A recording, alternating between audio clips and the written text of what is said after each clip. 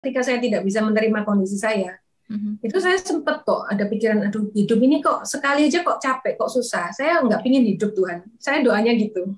Tuhan kalau bisa saat ini ambil aja nggak apa-apa. Saya udah nggak mau soalnya. Sempat beberapa kali pikiran untuk cara bunuh diri paling Waduh, ya googling. waduh, Kak. Tidak pingin seperti ini, tapi nggak bisa gimana caranya ubah gitu kan. Okay.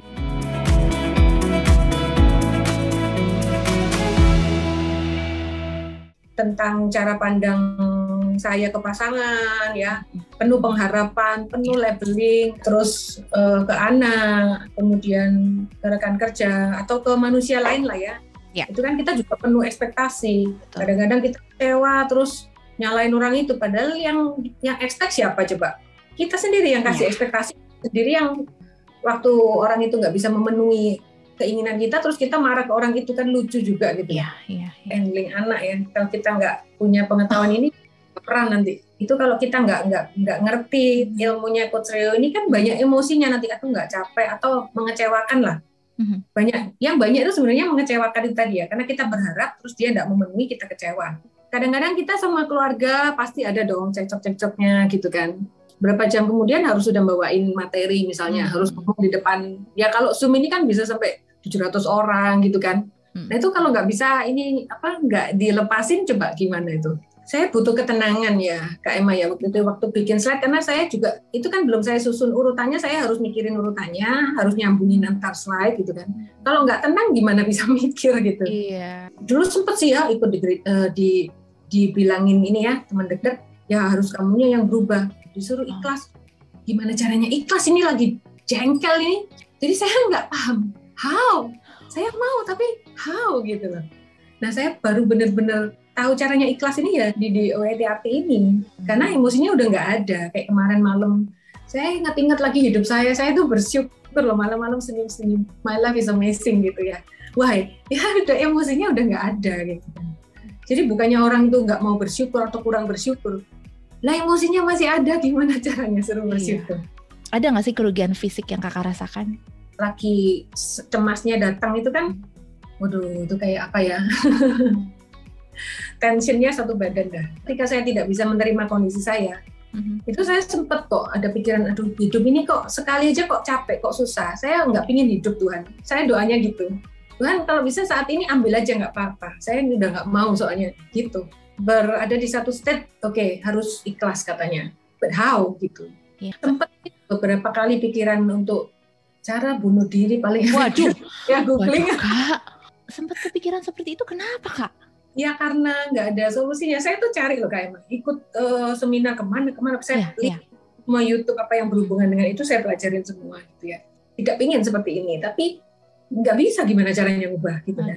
Hidup itu nggak bisa bahagia gitu loh Kak Emma. Gimana ya caranya ya? Mungkin ke tempat yang paling indah gitu ya. Akhirnya saya ke Karma Kandara Beach, yang private beach itu indah. Terus saya di situ, oh ya saya nggak bahagia ya. Itu saya sadar sih. Jadi bukan soal tempat, state of mind gitu. Ini kakak udah ikut 3 kelas. Bagaimana respon dengan keluarga kakak atau itu tadi tim kakak lah gitu tentang perubahan yang Kak Shirley sekarang? Tensionnya jauh lebih nggak ada gitu ya. Kalau dulu tuh kayaknya nggak ada hari tanpa tension. Nah, sekarang ini aku merasa happy, fun gitu ya. Jalanin tuh fun. Ketika kita fun, kita tuh bisa berkreasi. Betul. Sebebasnya, sebesar-besarnya gitu. Kakak ada pesan nggak sih buat temen-temen yang masih skeptik gitu? Ini kakak loh buktinya 42 tahun gitu loh. Permanen lagi hasilnya. Pesan itu sih buat teman-teman itu kan, supaya nggak prasangka atau takut atau khawatir, ya cari tahu aja gitu kan. Betul. Karena kita nggak percaya atau kita ignore bukan berarti hal itu nggak ada loh. Walaupun kita nggak tahu itu ada, bukan berarti itu nggak ada gitu loh. Betul. Kadang orang kan skeptis, itu ilmu sesat kali ya. Ya gitulah ya. Beda orang kan pasti beda pendapat dan mereka punya pendapat masing-masing ya Kak ya. Setelah kenal DOETRTO ini membantu saya untuk lebih memahami apa yang saya pelajari sebelum-sebelumnya gitu ya.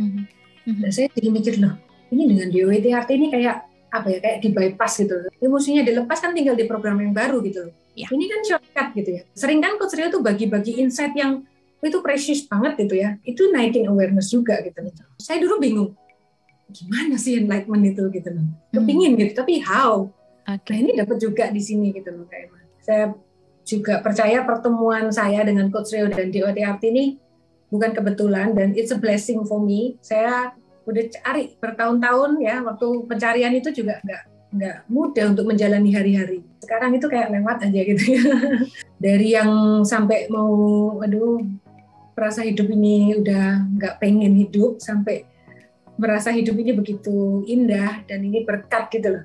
Jadi Coach Rio thank you banget. Kalau nggak ada Coach Rio yang mau melakukan take the first step, mungkin banyak orang yang belum terselamatkan gitu ya sampai saat ini gitu. So tetap berkaya Coach Rio.